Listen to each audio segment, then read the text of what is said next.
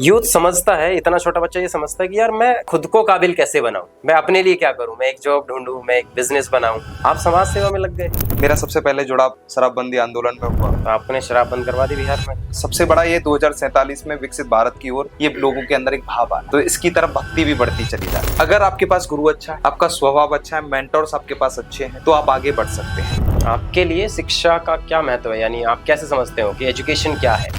उस व्यक्ति ने मेरे चरित्र पर इतने दाग लगाए, उन्होंने पूरी एक टीम बनी वो कि इस व्यक्ति को जेवर क्षेत्र से और समाज सेवा से युवा सोच आर्मी को डंप करना है। अगर आपके साथ बड़ा भाई है, वो मित्र समान है, तो आप जीवन की कोई भी लक्ष्य की धारा बहुत जल्दी छू सकते हैं और आपके जीवन में एक बड़ा भाई मित्र के रूप में होना बहुत जरूरी है। समय कभी गलत नहीं होता, कुछ लोग आपके साथ गलत होते हैं और जब आप अच्छे लोगों को चुन लेते हैं तो आपका जीवन और समय दोनों ठीक हो जाता है। अपनी जिंदगी को गिरवी रखकर भी ना चुका पाएंगे जिनका कर्जा, माँ का ही नहीं भगवान के बराबर गुरु का भी है उतना दर्जा। भगवान को भगवान बनाने में गुरु का ही ज्ञान काम आया था। माँ ने उंगली थाम के कहा चलो, पर चलना कहाँ है गुरु ने सिखाया।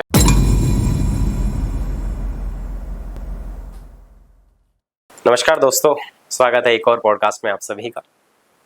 दोस्तों, हम सभी लोग एक समाज का हिस्सा हैं, एक सुंदर समाज में रहते हैं और इस समाज की सेवा करने वाले को हम समाज सेवी कहते हैं। कुछ समाज सेवी ऐसे होते हैं जो निस्वार्थ भाव से इस देश के समाज की सेवा करते हैं और उनका केवल एक मकसद होता है कि हाँ, ये देश, ये समाज, ये स्वच्छ रहे, साफ रहे, सुरक्षित हाथों में रहे और आगे बढ़ता रहे। लोगों को अच्छी बातें बताना, लोगों के काम करवाना, लोगों की मदद करना और उनको सही दिशा में लेकर के जाना, इन समाज सेवकों का मेन मोटो रहता है। चलिए, आज ऐसे ही एक समाज सेवी हमारे साथ हैं जिनको देश भर से सामाजिक कार्य करने के लिए 350 से ज्यादा अवार्ड से सम्मानित किया गया है। उनको रोटरी इंटरनेशनल अवार्ड से सम्मानित किया गया है और युवा सोच आर्मी उनकी अपनी एक संस्था है जिसके वो फाउंडर है। तो रोहित जी, नमस्कार, कैसे हैं? हरे कृष्णा। हरे कृष्णा। कैसे मैं हैं? अच्छा हूँ, बड़ा मस्त हूँ और आपके पॉडकास्ट में आके और ज्यादा बेहतर हो गया हूँ। बहुत बढ़िया सर, बहुत बढ़िया। तो बताइए सर, अपनी लाइफ के बारे में थोड़ा सा बताइए। अर्ली लाइफ में क्या क्या किया, कहाँ से एजुकेशन आपने ली? बेसिकली मेरी एजुकेशन मेरे ग्रामीण क्षेत्र, आप जेबर आपने सुना हो, जहाँ इंटरनेशनल एयरपोर्ट आता है, उसके समीप ही मेरा एक गांव है, आदर्श ग्राम सियारौल जी। वहाँ से मेरी बेसिक शिक्षा शुरू होती है जी। और मेरी जर्नी 2016 से शुरू होती है जी। तब मैं 10th क्लास पास आउट कर रहा था। तब 2016 में मैं सबसे पहले हमारे यहाँ एक बिहार के मुख्यमंत्री नीतीश कुमार जी का एक आंदोलन, शराबबंदी आंदोलन शुरू हुआ था जी।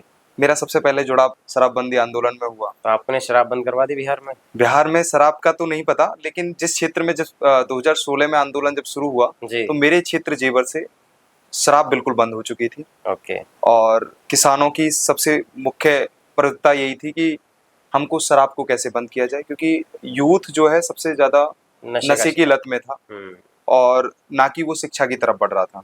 तो प्राथमिकता यही थी कि शराब बंद हो। गांव में बहुत सारी शराब आंदोलन को लेकर जागरूकता रैली भी की हमने और शराबबंदी आंदोलन का इम्पैक्ट हमको दिखा और उस इम्पैक्ट ने मुझे भी बदला और उस इम्पैक्ट से मुझे लगा कि मुझे भी समाज के लिए कुछ करना चाहिए। Okay okay. नहीं, जब शराबबंदी की आपने बात करी तो कंपनियां बंद करवाना चाहते थे या फिर जैसे नॉर्मल बिकनी बंद हो जाए आसपास? बिकनी बंद हो जाए आसपास, कंपनियां बंद कराना तो गवर्नमेंट का काम था, हक लड़ना हमारा काम था। गवर्नमेंट करेगी और गवर्नमेंट का मुख्य उद्देश्य यही था कि गवर्नमेंट भी इस पे आकड़ करेगी कैसे उसको बंद किया जाए। नहीं, गवर्नमेंट क्यों काम करेगी? भारत सरकार तो ये कहती है कि भैया हमारी अर्थव्यवस्था तो इसी पे टिकी हुई है, अगर ये बिकेंगी नहीं, इतना पैसा आएगा नहीं, इतने मजदूर वहाँ पे काम कर रहे हैं। ये तो हम भी मानते हैं, लेकिन इसको मानते हुए भी उस समय लगा कि अपने आसपास के क्षेत्र से बंद होनी चाहिए। तरीका सही होना चाहिए मेरे हिसाब से कि हाँ, तरीका सही था। हितकारी आंदोलन करना जरूरी है और अगर हम हितकारी आंदोलन नहीं करेंगे तो अपनी बात सरकार तक नहीं पहुंचा सकते।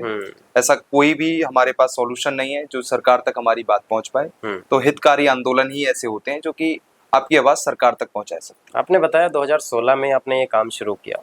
एक छोटा बच्चा, 15-16 साल का ही या 20 साल का बच्चा मैं मान लेता हूँ, यूथ समझता है, इतना छोटा बच्चा ये समझता है कि यार मैं खुद को काबिल कैसे बनाऊं, मैं अपने लिए क्या करूं, मैं एक जॉब ढूंढूं, मैं एक बिजनेस बनाऊं। आप समाज सेवा में लग गए? सर, थोड़ा भाव परिवार से आता है। हाँ। पिताजी मास्टर चंद्रपाल सिंह मेरे पिताजी का नाम था, वो एक टीचर अध्यापक रहे हैं। उनको उनके नाम को देखकर आसपास के क्षेत्र में उनके सहयोग के देखे, सामाजिक प्रतिक्रियाओं में वो सहयोग करते थे। मुझे लगता था कि समाज अपने आप से बदलता है। अगर आप स्वयं समाज को देते हैं, श्री कृष्ण भी कहते हैं गीता में कि आप धर्म को जो देना चाहते हैं वो वापस आपको मिलता है। बिल्कुल। और यही मैंने जाना पिताश्री के माध्यम से कि मुझे कुछ समाज में करना चाहिए, और प्रेरणा जो है वो घर से मिली। आपको मैं बताता हूँ 2016 में मेरे पास ना तो कोई फोन था, और उस समय आंदोलन चल रहा था। मेरे एक मित्र, एक MI का फोन आया था उस समय। मेरा एक दोस्त था, मैं उसके फोन को लेकर लोगों के साथ फोटो खिंचा रहा था। उसी के फोन से मैं सबके कांटेक्ट नंबर भी ले रहा था। उसी के फोन से मैं व्हाट्सएप सबसे बात कर पा रहा था। और वो ऐसी एक जागरूकता थी कि जो मुझे किसान के कई आंदोलनों से जोड़ पाई, किसानों के हक में मुझे लड़ा पाई। और मैं अपने आप को भाग्यशाली इसलिए भी समझता हूँ कि हमारे यहाँ सबसे बड़ी प्राथमिकता किसान थी। किसान मजदूरों की लड़ाई लड़ना, हक करना, वो किसान हमारे देश की शान। और हम एक किसान के परिवार के ही बेटे आते हैं। तो हमारे दादा किसान थे, तो कहीं ना कहीं हमें लगता है कि किसान के हक की लड़ाई हमने लड़नी चाहिए। तो मेरी सबसे पहली शुरुआत हुई थी। युवा सोच आर्मी जो आपकी संस्था है, देखो कोई भी व्यक्ति जब जीवन में आगे बढ़ रहा होता है तो इंस्पिरेशन कहीं ना कहीं से मिलती है कुछ करने का, कि यार हम ऐसा बनना चाहते हैं, ये करना है, वो करना है। तो युवा सोच आर्मी का जो ये विचार है, ये मन में कैसे आया? युवा सोच आर्मी का विचार जो है, मैं 2019 में 12th में फेल हो चुका था जी। फेल होने के बाद मैंने एक इंटरमीडिएट स्कूल में पढ़ाया जी। और मेरे अध्यापक जो मुझे पढ़ाते थे, मैं मैथ में फेल हुआ, और जिसके मैं ट्यूशंस नोट्स पेपर बना रहा था उसी सब्जेक्ट में मैं फेल हुआ। तो मेरे अध्यापक भी चकित थे। मैथ्स में तो नोट्स बनाते ही नहीं है लोग। सर हमारे यहाँ एक राज पेपर में पढ़ाई होती थी। अच्छा। आप देखते होंगे उसमें सारे क्वेश्चंस के आंसर की को हम लगाते थे राज पेपर्स में, और वहाँ पे हमारे फॉर्मूला दिए जाते थे राज पेपर्स में। फॉर्मूला वाले, राइट। तो हम लोग, मैं अपने पास के ही जेवर में हम लोग पढ़ने जाते थे, और मैं ट्यूशंस भी पढ़ता था। मेरे एक टीचर अध्यापक थे, उनसे मैथ पढ़ने के बाद उनके घर पे भी हम लोग पढ़ने जाते थे। तो जिस दिन मेरा रिजल्ट आया तो मुझे 0 मुझे उसमें मिला मैथ में। मेरे अध्यापक भी चकित थे कि आपको 0 क्यों मिला। तो मैं उस समय बड़ा उदास था। उदास होने के बाद बड़ा मन हार गया था, और लेकिन पिताजी ने बोला नहीं, ये छोटी आस है, हो सकता है तुम कुछ बड़ा करोगे और आपको बढ़ना चाहिए आगे, उदासी से कुछ नहीं होगा। तो मैंने एक इंटरमीडिएट स्कूल में पढ़ाना शुरू किया। अच्छा, 0 नंबर लेकर के आपने पढ़ाना शुरू किया इंटरमीडिएट स्कूल में। और मैं इंटरमीडिएट स्कूल में जब पढ़ा रहा था, क्या पढ़ाया आपने? मैं एक PTI के उस पे सेलेक्टेड हुआ, तो मुझे अलग अलग सब्जेक्ट मिलते थे कि आपको आज इस सब्जेक्ट को वहाँ पढ़ाना है। तो मैथ पढ़ाया कभी? मैथ मैंने कभी नहीं पढ़ाया और मैथ इसलिए नहीं पढ़ा पाया कि मैथ का सब्जेक्ट मेरी समझ से थोड़ा कम भी था, और मुझे लग रहा था कि मैं उस चीज़ को डेवलप नहीं कर पा रहा हूँ। तो मैं लोगों के बच्चों को जो पढ़ाता था, अलग अलग सब्जेक्ट थे जैसे मुझे स्कूल्स में मिलते थे, उन सब्जेक्ट को मैं पढ़ाता था। मैं पहले कबड्डी खेलता था, तो इसलिए मुझे PTI के तौर पे वहाँ रखा गया। और तब मेरे मन में एक ख्याल आया कि अगर यूथ को काउंसलिंग मिले, अगर युवा को काउंसलिंग मिले, तो क्यों ना वो अपने कैरियर को कहीं ना कहीं डेवलप कर सकता है। तो युवा सोच आर्मी एक ख्याल था जिसको कैरियर काउंसलिंग को लेकर डेवलप किया गया। 2021 में इसको मैंने रजिस्ट्रेशन कराया। पर्यावरण दिवस था, 5 जून को हमने इसको रजिस्ट्रेशन किया, और उस दिन हमने अपने ग्रामीण प्रधान के साथ मिलकर 5000 पेड़ों का वितरण भी किया गया। ओके। और ये मेरे लिए सबसे पहली अचीवमेंट थी कि संस्था को 4 लोगों से हमने, संस्था पर्यावरण के लिए काम कर रही है। संस्था नहीं, उस दिवस मतलब रजिस्ट्रेशन जो हुआ उस दिन पर्यावरण दिवस ही था। ओके। और ये सौभाग्य था संस्था को लेकर भी, अपने आप को लेकर भी, कि पर्यावरण दिवस वाले दिन संस्था का रजिस्ट्रेशन हुआ। 5 जून को उसका रजिस्ट्रेशन हुआ, और उसी दिन हमने पेड़, सबसे शुरुआत जो है वो पेड़ वितरण करते हुए हमने उसकी शुरुआत की। तो आप एजुकेशन के ऊपर भी काम कर रहे हैं, स्लम एरिया के बच्चों को आप? जी, हमारी युवा सोच आर्मी, हमने उसके बाद एक शिक्षा पाठशाला, हमने एक इनिशिएटिव शुरू किया। हमें लगा कि बच्चों के लिए हमें कुछ करना चाहिए। मैं दिल्ली मुखर्जी नगर में SSC की तैयारी करने के लिए आया, तो मैं जाता था। फिर मैथ से आपका पल्ला पड़ गया? मैथ से फिर पल्ला पड़ गया लेकिन तैयारी करनी थी। हमारे यहाँ गवर्नमेंट जॉब है, मेरे भाई भी पुलिस में है, तो आसपास के माहौल जो है वो गवर्नमेंट जॉब का है। तो मुझे लगा कि मुझे तैयारी के लिए फिर से अपने आप को चांस देना चाहिए और गवर्नमेंट की तैयारी करनी चाहिए। SSC की तैयारी करने के लिए मैं दिल्ली मुखर्जी नगर शिफ्ट हुआ। और उस समय शिफ्ट होने के बाद मुझे लगा कि आसपास में आउटरम्स लाइन से गुजरता था, तो वहाँ बच्चे ऐसे ही घूमते थे, और मुझे लगा मांगते हुए, इधर उधर गाड़ियों पे कपड़ा मारते हुए। वो एक, मैंने रेड लाइट को कभी फोर्स नहीं देखा। मैंने आउटरम्स लाइन्स के जहाँ स्लम्स एरिया था, और वहाँ के आसपास के माहौल को देखते हुए हम वहाँ से गुजरते थे कोचिंग से आने के बाद। तो वहाँ के जो बच्चे थे आसपास खेलते घूमते थे, बस वो वहीं मस्ती में पार्क में ऐसे ही रहना। और उनको मुझे लगता है वो स्कूल्स भी नहीं जाते थे उस समय। हमने जब शिक्षा पाठशाला वहाँ शुरू की तो वो ड्यू के कुछ स्टूडेंट्स के अपने साथियों के साथ मिलकर मैंने वहाँ एक शिक्षा पाठशाला इनिशिएटिव हमने शुरू किया। वहाँ बहुत सारे लोगों ने हमारे साथ कोलैबोरेशन किया, बहुत सारे स्टूडेंट हमारे साथ जुड़े। अमेठी यूनिवर्सिटी के स्टूडेंट्स भी एक सोशल इंटर्नशिप शुरू होती है हमारी युवा सोच आर्मी में भी हमने शुरू की, और वो शिक्षा पाठशाला के माध्यम से शुरू हो पाई। वहाँ हमारे साथ सोनू सूद सर, सोनू सूद, हाँ सोनू सूद बॉलीवुड सर, एक्टर। हाँ बॉलीवुड एक्टर, उनकी एक टीम भी आई। उनकी एक टीम आर्ट्स टूर चला रही थी उस समय, और वो आर्ट्स टूर पूरे भारत में घूम रहा था। तो वो अपनी आर्ट्स को लेकर हमारी शिक्षा पाठशाला में वो उपस्थित हुई। वहाँ हम बच्चों के लिए स्टेशनरी सारी चीज़ें प्रोवाइड अपनी तरफ से करते हैं, और स्टूडेंट्स वहाँ पढ़ाने आते हैं। उसी के माध्यम से आज हमारी 5 पाठशालाएं इस समय चली हुई हैं। हम लोग डिस्ट्रिक्ट अलीगढ़ में भी उपस्थित हैं, वहाँ एक माता जी हैं, उनके साथ हमने वहाँ पे एक पाठशाला शुरू की। तो ऐसी हमने कुछ अलग अलग जगह पे पाठशालाएं शुरू की जिसमें हम बच्चों को फ्री ऑफ कॉस्ट एजुकेशन देते हैं। ओके, आपकी जो संस्था है ये युवा सोच आर्मी, यानी देश को आगे बढ़ाने का काम तो यूथ ही करता है, राइट। यहाँ पे जो हमारे यूथ एक्टिविस्ट हैं, जो लोग आपसे जुड़े हुए हैं, आप उनसे क्या अपेक्षा करते हैं कि वो देश हित में क्या कार्य करें? युवा सोच एक सोच ही है, सोच से सोच की लड़ाई है ये। क्योंकि चाहे वो किसी भी एज का हो, लेकिन उसके अंदर युवा सोच हो। आज देश के प्रधानमंत्री हैं, उनके अंदर भी युवा सोच है, और जिनके अंदर युवा सोच है वही देश को विकसित बना सकती है। मेरा मानना है युवा सोच ही देश को विकसित बना सकती है। तो यूथ को जोड़कर हमारा मकसद ये है कि जो आज डेवलपिंग भारत है, 2047 में हमारी क्या भूमिकाएं रहेंगी, तो मैं चाहता हूँ कि यूथ की सबसे ज्यादा भूमिकाएं उसमें हो, और हम अलग अलग प्रोजेक्ट्स पे काम कर पाएं, डेवलप भारत की तरफ हम बढ़ पाएं। 47 के बारे में बहुत बात की जाती है जी। तो 47 एक ऐसा विषय क्यों है कि हाँ बहुत सारे लोग इसके ऊपर बात कर रहे हैं? ये एक ऐसा विषय बन गया है कि सब अपनी भूमिका दिखाना चाहते हैं, और रियली बात यह है कि आपके गोल्स तब सेट हो पाते हैं कि जब आपको डेट पता कि आपको उस डेट में हमें, तो ये 100 साल पूरा होने के उपलक्ष्य में इतना सब कुछ करने की कवायद है। बिल्कुल, ये हम मान सकते हैं, और कहीं ना कहीं एक होड़ भी है। और आप देखते हैं कंपटीशन जब बढ़ता है तो लोगों में एक भावनाएं भी बढ़ती है, तो जब भाव बढ़ता है तो आपको कर्म करना होता है। ये गीता भी हमें सिखाती है, जब भाव आपके अंदर होता है, गीता में भी ये बताया गया है कि आप पहले मंदिर बुलाइए किसी को एंजॉयमेंट करने के लिए, कि आप आइए हमारे सत्संग में घूमिए। प्रभुपाद जी ने ये कहा था कि आप पहले सत्संग में बुलाइए और उनको मौज मस्ती के लिए बुलाइए, धीरे से उनको सेवा दीजिए। जब आप सेवा देते हैं उनके अंदर एक भाव आता है, और भाव से ही भक्ति आती है। तो जब भक्ति आती है तो कर्म अपने आप ही बन जाते हैं।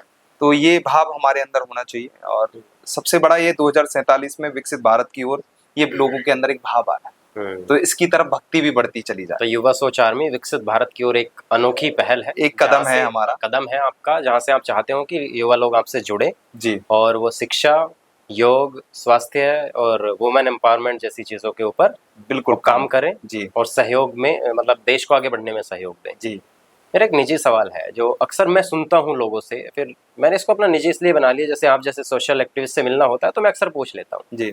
कोई भी एक समाज सेवा करना या एक समाज सेवक बनने के पीछे 2 कारण हो सकते हैं जी। पहला ये कि आपका कोई पॉलिटिकल एंगल हो ऐसा दिमाग में कि कल को आप पॉलिटिक्स में जाना चाहते हो जी, ठीक है, क्योंकि आपके पास एक बड़ा समूह होगा लोगों का, ठीक है, और कहते हैं कि सरकार उसकी जिसकी जनता होती है जी, ठीक है, क्योंकि भारत है ना, लोकतांत्रिक देश है जी, तो लोगों का महत्व बहुत ज्यादा है। तो आप एक बड़ी कम्युनिटी जब बना लोगे तो आप हो सकता है कल को पॉलिटिक्स में जाएं, या फिर आपका उद्देश्य केवल इतना है कि आप अपने माध्यम से अपनी संस्था के माध्यम से लोगों की मदद करना चाहते हैं बस। जी। ये बहुत प्यारा क्वेश्चन है आपका जी।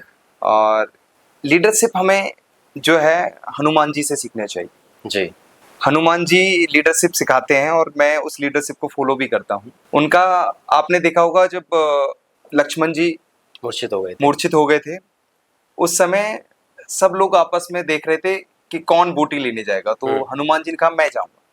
वो आपने जितना भी देखा होगा, हमें हनुमान जी के जितने भी अपने परिक्रण देखे होंगे वो सारे कांड उनके कांड सबको मैं बहुत अच्छा सब समझता हूँ। उन्होंने जितने भी कांड किए उन्होंने सबसे पहले सेल्फ को रखा, बोला मैं करूंगा, हो या ना हो वो बात की बात थी, पहले मैं करूंगा।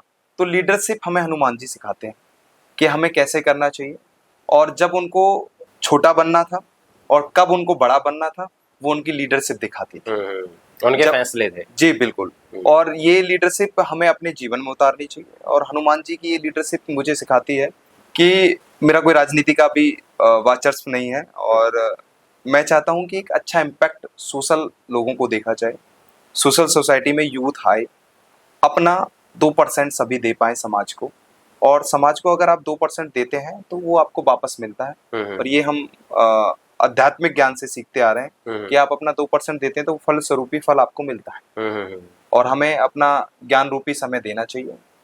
तो ये सबसे बड़ी बात है। इस सवाल को मैंने जब भी लोगों से पूछा है तो मुझे इसी तरीके के जवाब मिलते हैं जी। लेकिन मैंने लोगों को ना समय आने पर थोड़ा सा बदलते हुए देखा है जी। इसमें हो सकता है आपकी सोच उन सबसे अलग हो। जी। जब हमारे पास एक समूह हो जाता है ना, हमारे पास ताकत होती है, और लोगों की ताकत, जनता की ताकत से बड़ी ताकत हमारे देश में कुछ भी नहीं है। जी। जनता चाहे तो क्या कुछ नहीं कर सकती। जी। जितनी भी सरकार पलटने की बात करते हैं ना, तो ये कोई विरोधी या फिर कोई जो अपोजिशन पार्टी है, कोई कुछ नहीं करता, सब कुछ जनता करती है। जी। और होता भी जनता के लिए। बिल्कुल। कल को जनता आपके पास खड़ी होगी, किसी पार्टी से ऑफर आएगा, आप क्यों नहीं करोगे? नहीं, आपको मैं बता दूं, अगर अच्छे काम के लिए अगर आपको कहीं जाना पड़े तो जाना भी जरूरी है, ये मैं मानता हूं। अगर अच्छे काम के लिए, समाज सेवा का एक उद्देश्य ये है कि आप समाज की सेवा कर रहे हैं, आपको अगर समाज के लिए कुछ मांगना है तो आपको मांग लेना चाहिए, समाज हित में आपको मांग लेना चाहिए, और निहंकारिता आपके अंदर होनी चाहिए। ये हनुमान जी भी सिखाते हैं। और निहंकारिता आपके अंदर होगी तो आप इतना ही बड़ा भाव, इतनी ही बड़ी शक्ति पैदा कर पाएंगे, इतनी बड़ी ही शक्ति को आप ले पाएंगे। आप रामायण से बहुत प्रभावित हैं। मुझे लगता है कि मैं ही प्रभावित नहीं हूँ, और सबको प्रभावित होना चाहिए। मैं यूथ को भी बोलता हूँ। क्या रामायण का कौन सा पात्र सबसे आपको पसंदीदा पात्र है?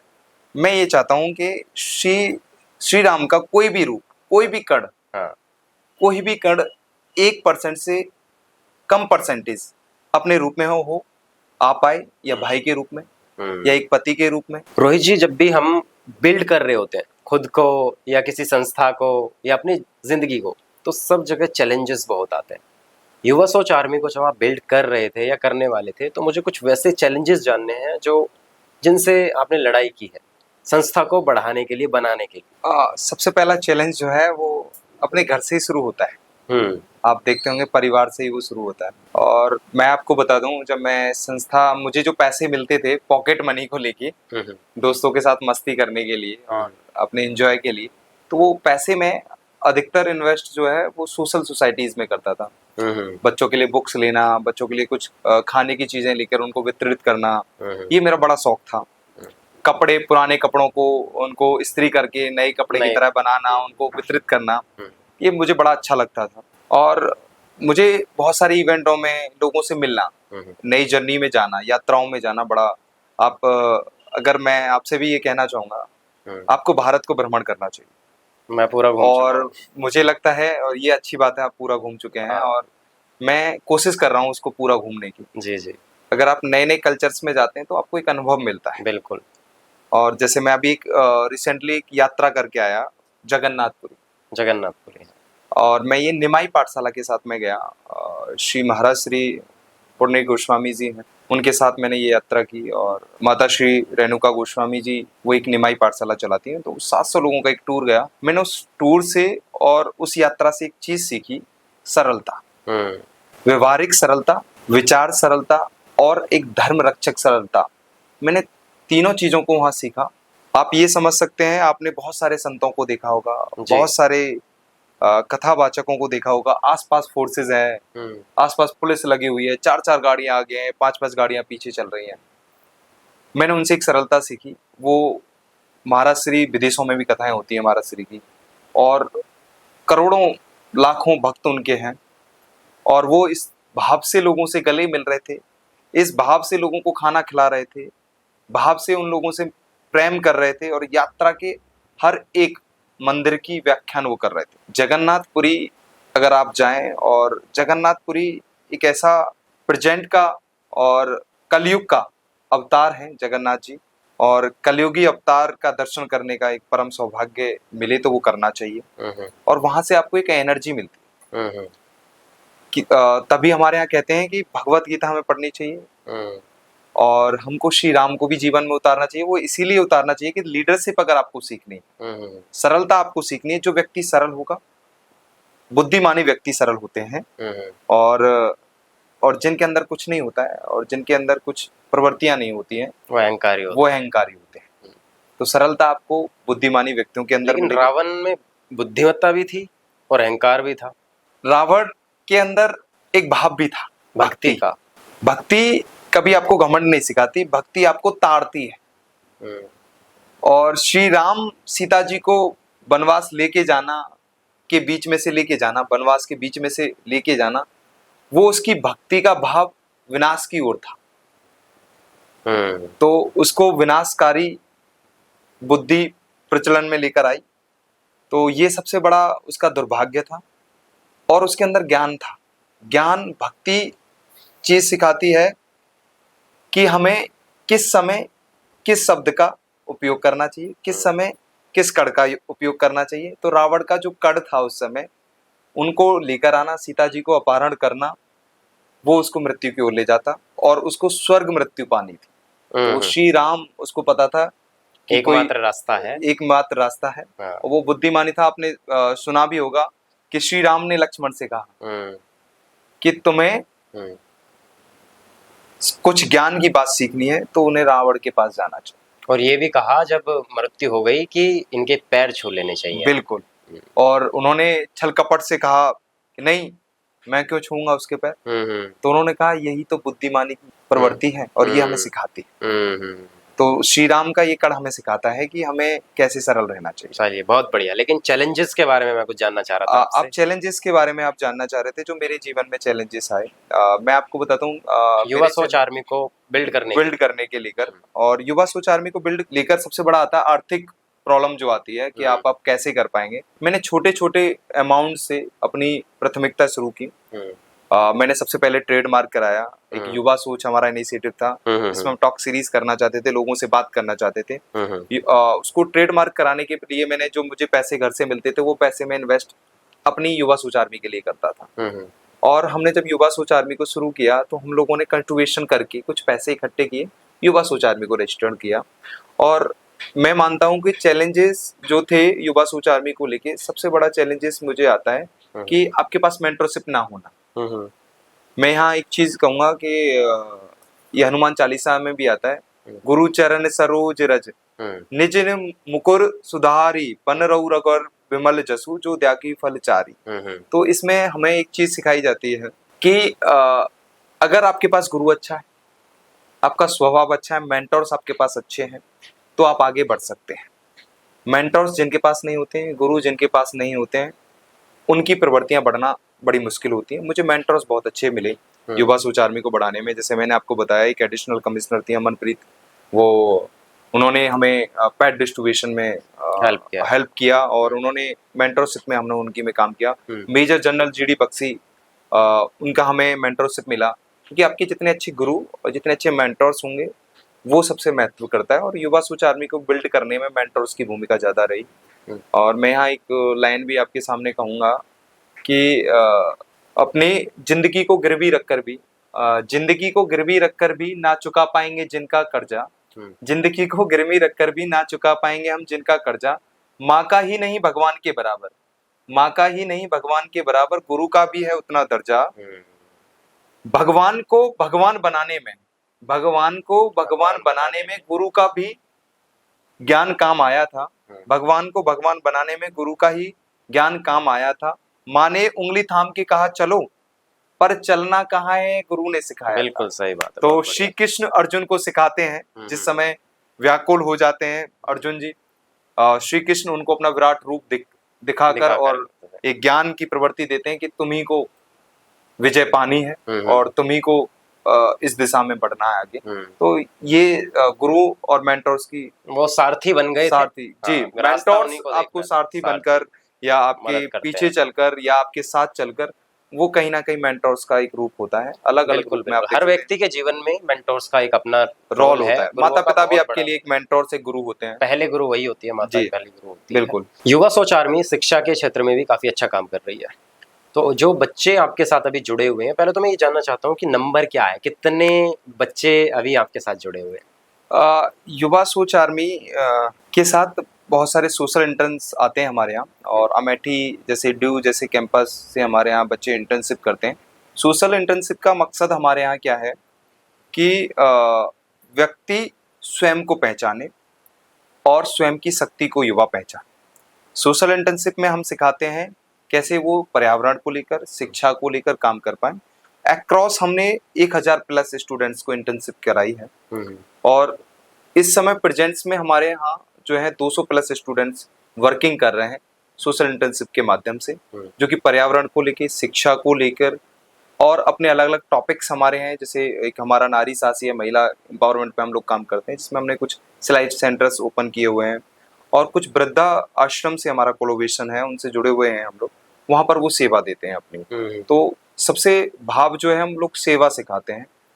और आप कर रहे थे शिक्षा की बात, तो हमारा एक इनिशिएटिव है शिक्षा पे चर्चा, और ये स्टूडेंट्स के लिए एक वॉक टॉक सीरीज है, जहां हम अच्छे स्पीकर्स को बुलाते हैं, अपने मेंटर्स को हम बुलाते हैं, और स्टूडेंट को लीडर से कनेक्ट करते हैं, वो जान पाए कि हम जीवन में आगे कैसे बढ़ पाए।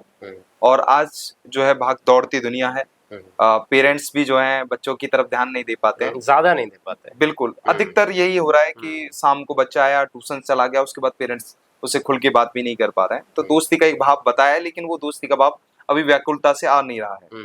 तो हमारी शिक्षा पे चर्चा युवा सोच आर्मी का एक इनिशिएटिव है, जहाँ पे हम लोग स्टूडेंट से डायरेक्टली लीडर्स को मिलाते हैं। हमारे कुछ मेंटर्स होते हैं, स्पीकर्स होते हैं, वो डायरेक्टली उनसे बात करते हैं, चर्चाएं करते हैं उनके विषयों पर, उनके क्वेश्चंस पे वो बात करते हैं, और जो बातें होती हैं वो शिक्षा को डेवलप करके सेल्फ को लीडर बनाने की। आपके लिए शिक्षा का क्या महत्व है, यानी आप कैसे समझते हो कि एजुकेशन क्या है? मैं शिक्षा का महत्व क्या समझता हूँ, ये सबसे बड़ा महत्वपूर्ण ये है कि मुझे जो लगता है आज का युवा जो है, वो मेरे भाई मुझे बताते थे, वो आज उत्तर प्रदेश पुलिस में पोस्टेड हैं, तो वो शिक्षा को बहुत महत्व देते थे। पहले से मुझे बोलते थे शिक्षा बहुत जरूरी है और आपको शिक्षा लेनी चाहिए, और शिक्षा बिना आप कुछ नहीं, अधूरे हैं। तो मैं शिक्षा का महत्व इस माध्यम से समझता हूँ कि आजकल का यूथ जो है वो सुनना देखना पसंद करता है, लेकिन पढ़ना पसंद नहीं करता। अगर आप पढ़ते हैं तो आप अपने आप को अकेला मन महसूस करते हैं, और आप अपनी वैल्यू जान पाते हैं, मैं हूं क्या। पढ़ाई, शिक्षा एक ऐसी चीज है जो आपको अपनी वैल्यू बताती है। एकांत, एकत्रित रहकर आपको वो सिखाती है कि आपके अंदर गुण अवगुण क्या है, और वो केवल मात्र पढ़ाई है, शिक्षा है। और आपने एक सुना होगा, शिक्षा वो शेरनी का दूध है, जो पिएगा वो धाड़ेगा। बिल्कुल। तो ये गलत नहीं है। आप देखते हैं बहुत लोग सक्सेस हो जाते हैं, बोलते हैं भाई इतना घमंड आ गया, ये एटीट्यूड हो गया। वो एटीट्यूड नहीं है, वो उनकी शिक्षा है, और उनकी शिक्षा धाड़ रही है आज आपके बीच में, और उन्होंने वो ज्ञान लिया है। तो मैं ये समझता हूँ कि हमें पढ़ना चाहिए, और पढ़ने से ही हम आगे बढ़ सकते हैं। आने वाले 5 साल में युवा सोच आर्मी को कहाँ देखते हैं आप?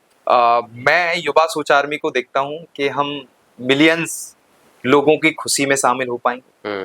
मिलियंस पीपल, मिलियंस महिलाएं, मिलियंस युवा हमारे साथ जुड़ा होगा, और वो एक अपने सेल्फ रोजगार के साथ, सेल्फ हैप्पीनेस के साथ हमारे साथ जुड़ा हुआ। क्या भविष्य में कोई ऐसी आपकी अपेक्षा है खुद से या इस संस्था से कि ये निकट भविष्य में एक बड़े स्कूल का, एक बड़े विद्यालय का या बड़ी पाठशाला का रूप लेगी? मेरा हमारी टीम का और हमारे विचार हैं कि हम आने वाले समय में एक युवा सोच भवन का निर्माण करें, जिसके अंदर शिक्षा भी हो, खेल भी हो, नृत्य भी हो, मनोरंजन भी हो, और उसके साथ बहुत सारी मस्तियों के साथ मिलके आध्यात्मिक ज्ञान भी हो। ऐसा एक हम युवा सोच भवन का निर्माण करना चाहते हैं, और उसके लिए हम लगे हुए हैं, और हमें बहुत सारे आर्थिक सहयोग की आवश्यकता है, और हमें उम्मीद है कि हम वो एक दिन उस सफलता की तरफ बढ़ेंगे। मेरी नहीं, मेरी पूरी टीम का इसमें रोल है, और व्यक्ति अकेला कुछ नहीं कर सकता, क्योंकि साथ मिलके ही चीज को आप आगे बढ़ा सकते हैं, संस्था को आप आगे बढ़ा सकते हैं। सरलता स्वभाव मेरा विचार है कि मैं चाहता हूँ कि जो भी मेरे साथ जुड़े, जो भी आप भाव को लेकर आए, वो एक भाव उसका जो हो वो आध्यात्मिक से जुड़ते हुए उसका भाव केवल सेवा हो, ना कि लोभ हो। और मैं मानता हूं, मेरी संस्था की टीम भी मानती है, हम लास्ट में आते हैं, राष्ट्र हमारे लिए पहले। राष्ट्र की सेवा हम सब कुछ भूल जाते हैं जब राष्ट्र की सेवा करते हैं। उसके बाद हमारा संगठन का काम है, हमारी युवा सोच आर्मी के जो कार्य हैं जिन पे हमें काम करना चाहिए, समाज से इम्पैक्ट लेकर आना चाहिए, वो हमारा दूसरा आता है। सेल्फ जो है वो हमारा बाद में है, हम अपने लिए सेल्फ बाद में सोचते हैं। सेल्फ हम अब क्या करना है, हमें कैसे करना है, वो सेल्फ हमारा बाद में आता है। उसका लोभ लालच हमारा कुछ नहीं है, समाज की भाव है और समाज के लिए हम कुछ करना चाहते हैं। रोहित जी, आपने काला टीका लगाया हुआ है और मैं ऐसा मानता हूँ, या मेरी जो समझ है वो ये कहती है, जो बलिदानी लोग होते हैं ना, जो जुनून वाले लोग होते हैं, जो कहते हैं ना, जो मतलब पागलपन जिनमें होता है, जैसे एक समय में हमने भगत सिंह की कहानियां सुनी है, देखा तो देखो हमारा सौभाग्य नहीं है कि हम उनके देख पाते, लेकिन जितना सुना है वो बहुत कुछ करना चाहते थे और बहुत कुछ किया भी है देश के लिए। इसका महत्व क्या है, ये मतलब क्यों लगाते हैं, या फिर इसके पीछे का लॉजिक क्या है? देखिए, इसके पीछे का लॉजिक तो मैं ज्यादा नहीं बता पाऊंगा आपको, लेकिन इसका मैंने जो टीका लगाया हुआ है ये श्री राधा रमन लाल मंदिर का टीका है। अच्छा, तो वहाँ पे ऐसा ब्लैक टीका लगाते हैं? वहाँ पर एक अग्नि जलती है और वर्षों से अग्नि जलती आ रही है, उसी से चंदन, उसी से ये काला टीका बनता है। और वहाँ प्रसाद भी आप अगर पाएंगे, राधा रमन आप अगर कभी जाएंगे, आपको एक अनुभूति होगी वहाँ। उसी अग्नि से वहाँ प्रसाद आता है, उसी अग्नि के वहाँ से इसका तिलक आता है। इस तिलक को लगाने के बाद आपके अंदर एक अनुभूति होती है कि आपके साथ कोई लीडर खड़ा है, आपके पीछे कोई है। और मैं मानता हूँ आप कभी वृंदावन जाइए, मुझे लगा है आपका निजी, हाँ वो है, आप वृंदावन जाइए तो राधा रमन जी के दर्शन करिए, आपको बहुत अच्छी प्यारी अनुभूति होगी। मैं भी गया था कुछ और पहले। हम राधा रमन मंदिर में जाने के बाद एक अनुभूति अलग होती है। और जो मैं ये तिलक लगाता हूँ, ये राधा रमन जी का लगाता हूँ, और मैं राधा रमन जी को अपना एक इष्ट, एक मित्र और एक लीडर के रूप में मानता हूँ। रोहित जी, छोटी उम्र में इतने बड़े विचारों का आना ये दर्शाता है कि आपने जिंदगी को कम समय में ज्यादा समझा है। आप ये जानते हैं कि हाँ, जीवन कैसे चलता है, आप ये भी जानते हैं कि हाँ, भविष्य में क्या करना है, आप ये भी जानते हैं कहीं ना कहीं कि भविष्य के गर्भ में क्या छुपा हुआ है, जो आप ढूंढने की कोशिश कर रहे हैं अपने युवा सोच आर्मी के माध्यम से, या फिर जिन लोगों के साथ आप काम कर रहे हैं उनके माध्यम से। ये जो विचारधारा है, ये जो सोच है, ये जो जुनून है, ये जो आग है, ये कहाँ से आती है? ये सर, आप इसको, मैं मानता हूँ ये भक्ति है अपने काम के प्रति। जी, और भक्ति जागृत स्वयं होती है भाव देखकर। तो मेरे अंदर एक भाव रहा समाज को देखकर, समाज की कृतियों को देखकर और उनकी नीड्स को देखकर, और उन्हीं चीजों से मैं निकला, उन्हीं चीजों से मैं आगे बढ़ा। मुझे लगता है कि यूथ आगे बढ़ सकता है तो केवल समाज की भावनाओं को देखकर। परिवार कैसा है आपका? परिवार इसमें सहयोग करता है? मेरा परिवार, मेरे पिताजी बहुत सपोर्टेड रहे जी। और मेरे भाई भी मुझे बहुत, मेरे एक भाई है वो बहुत सपोर्ट करते हैं मुझे। उन्होंने कभी मैं आपको बताता हूँ, मुझे एक कार्यक्रम करना था रिसेंटली, कुछ दिन पहले की बात है। मैं एक कार्यक्रम करने वाला था और उस कार्यक्रम को लेकर नेगेटिव पॉइंट मेरे पास बहुत ज्यादा आ रहे थे, और मैं उस कार्यक्रम को करने के लिए मना करने वाला था। भाई को पैसे भी नहीं थे, मैंने बोला इतना बड़ा कार्यक्रम और पैसे भी नहीं है। तो मेरे भाई ने मुझे एक बात बोली कि कार्यक्रम कर तू, चाहे मुझे कर्जा लेना पड़े, कर्ज लेकर करेंगे कार्यक्रम। तो आपको मैं रियली बताता हूँ, वो कार्यक्रम बड़ा सफल रहा, नेगेटिव लोगों से परे होकर कार्यक्रम में गैदरिंग भी अच्छी रही, कार्यक्रम बड़ा सफल रहा। कार्यक्रम सफल होने के बाद मैंने एक अनुभव किया, पैसा अधिक नहीं लग पाया हमारा, बहुत कम मिनिमम पैसा हमारा लगा उसमें। और उसके बाद मैंने एक जीवन में पाया कि आपके साथ एक भाई, अगर आपके साथ बड़ा भाई है, वो मित्र समान है, तो आप जीवन की कोई भी लक्ष्य की धारा बहुत जल्दी छू सकते हैं। और आपके जीवन में एक बड़ा भाई मित्र के रूप में होना बहुत जरूरी। बहुत बढ़िया, बहुत बढ़िया। ये चीज़ें हमें सिखाते हैं, बिल्कुल साथ होना चाहिए, संगठन होना चाहिए, आप लोग एक दूसरे के विचार को समझने वाले होने चाहिए, आपको इतना पता होना चाहिए कि हम अकेले कुछ भी नहीं कर सकते हैं, हमें सहयोग की ज़रूरत है जी। और मैं उम्मीद करता हूँ रोहित जी, जो आपके विचार हैं ये लोगों तक पहुँचे, ये संस्था बहुत बड़ा नाम कमाए, यहाँ पे बच्चे आकर के बहुत कुछ सीखें। यहाँ से एक और सवाल मेरे दिमाग में ये है कि जब आप समाज सेवा कर रहे होते हैं तो आपका सामना अच्छे बुरे दोनों तरह के लोगों से होता है। बिल्कुल। कुछ लोग आपको क्रिटिसाइज भी करते हैं, आलोचक भी होते हैं। तो किस तरह की सबसे खराब आलोचना आपने अपने बारे में अब तक सुनी? देखिए, स्वामी विवेकानंद जब घर से निकले थे तो ये कहा गया कि जब आप घर से निकलेंगे तो आपके चरित्र पर भी दाग लगेगा। और ये आपने एक ऐसी घटना मेरे साथ छेड़ दी कि 2020 के आसपास की घटना थी, 19-20 के आसपास की। मैं जेवर में बहुत अच्छे कार्यक्रम लोगों के साथ काम करता हूँ। मेरे ही बीच के एक व्यक्ति ने मेरे चरित्र पर दाग लगाया। उसने पुलिस केस कराया और मात्र मुझे 20 मिनट का पुलिस स्टेशन में 20 मिनट में रहा। अच्छे लोगों की गैदरिंग मेरे साथ अच्छी है, अच्छे लोग मेरे साथ। पुलिस स्टेशन में रहे या बंदी गृह में जाना पड़ेगा? नहीं, बंदी गृह नहीं गया। केवल मात्र थाने में रहा 20 मिनट के लिए। 20 से 25 मिनट में रहा और मेरी फैमिली सपोर्टेड थी और मेरे जो साथ काम करने वाले थे ट्रस्टफुल व्यक्ति थे। तो उसके बाद मैं वहां से निकला। उस व्यक्ति ने मेरे चरित्र पर इतने दाग लगाए, उन्होंने पूरी एक टीम बनी वो कि इस व्यक्ति को जेवर क्षेत्र से और समाज सेवा से युवा सोच आर्मी को डंप करना है। और मेरा भी संकल्प था। मेरा एक कार्यक्रम भी उन्होंने कैंसिल कराया और घटना ऐसी हुई कि वो कार्यक्रम कैंसिल हुआ। लेकिन उसी विद्यालय में उसी डेट पर उसी समय अनुसार मैंने फिर वही कार्यक्रम किया और मैंने उनको दिखाया कि मैं गलत नहीं था, मैं चरित्रवान नहीं, मैं अगर सेवा भाव रखता हूँ तो भक्ति की भावना के साथ रखता हूँ और मैं अपने लिए कुछ नहीं कर रहा हूँ, ये समाज के लिए कर रहा हूँ। नहीं, चरित्र पर दाग लगना देखो 2-3 तरीके यहाँ पे हो सकते हैं। चरित्र पर दाग किसी दूसरे तरीके से लगाया गया या फिर चोरी का कोई इल्जाम लगाया गया या फिर झूठ का कोई आरोप। चरित्र का दाग, क्योंकि चरित्र आपका सब कुछ है, बिल्कुल उसमें सब कुछ आ जाता है।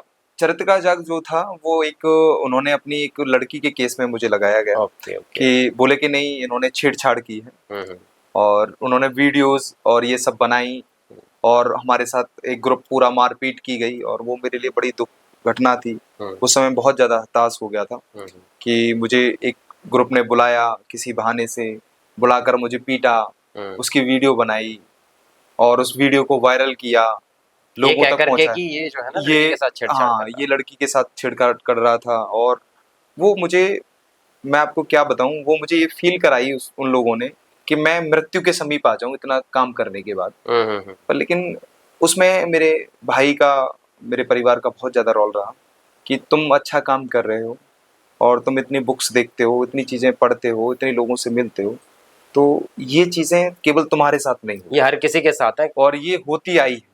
जिस वृक्ष स्वामी विवेकानंद जी के साथ होते आई है, तो तुम तो एक तुच्छ प्राणी हो। और मेरे लिए वो भावनात्मक समय था और मैंने 1 साल डंप भी किया और मैं फिर एक एनर्जी के साथ, एक नए प्ले के साथ और एक नए कार्यक्रम के साथ मैं फिर से शुरू हुआ।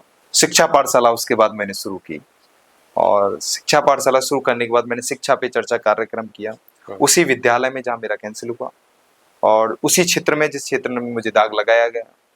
और मैं लोगों को कभी सबूत नहीं दिया कि लोगों ने समय देता है और आपका कार्य देता है। और बहुत लोगों ने बोला ये, कुछ लोगों ने बोला ये गलत हुआ, कुछ लोगों ने बोला समय गलत है।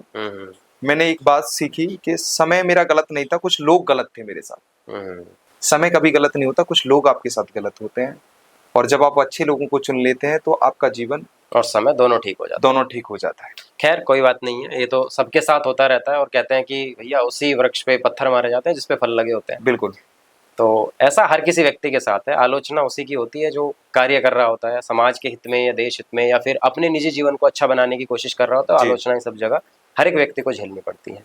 चलिए, मेरा आपसे अंतिम सवाल ये है कि युवा सोच आर्मी पिछले 6-7 साल से जो भी आपने पहले से काम करना शुरू किया है और अब रजिस्ट्रेशन के बाद की बात ना करके ओवरऑल बात करते हैं, बहुत मेहनत आपने की है जी। हजारों बच्चों को अपने साथ जोड़ा है जी। मैं ये जानना चाहता हूँ कि ये 5-6-7 साल के इस सफर में कोई ऐसा बच्चा, कोई ऐसा आपने कुछ ऐसा इनोवेटिव कोई आपको मिला हो, बच्चा या कोई व्यक्ति, कोई इंसान जिसने अब बड़े लेवल पे कोई धूम मचाई हो?